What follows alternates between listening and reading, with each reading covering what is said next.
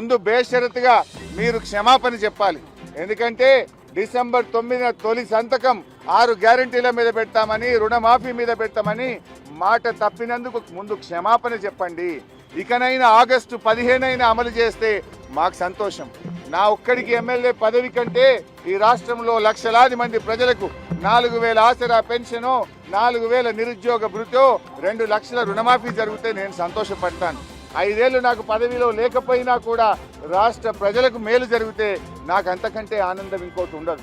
ఇందువల్ల నేను రాజకీయాలకు అతీతంగా స్వచ్ఛందంగా ముందుకొచ్చాను. నేను స్పీకర్ ఫార్మెట్లో కూడా నా లెటర్ ఇవ్వడానికి నేను సిద్ధంగా ఉన్నా. ఇవాళ నీ డిమాండ్లను ఇవాళ ఇక్కడ ఉండే జర్నలిస్టుల చేతిలోనే నా రాజీనామా పత్రాన్ని పెట్టి వెళ్తా ఉన్నా. స్పీకర్ ఫార్మెట్లో రాజీనామా ఆమోదించుకొని పదవికి దూరంగా ఉండడానికి నేను సిద్ధం. కానీ నువ్వు మరి ప్రజలకు ఇచ్చిన మాట నిలబెట్టుకోవాలని కోరుతా ఉన్నా.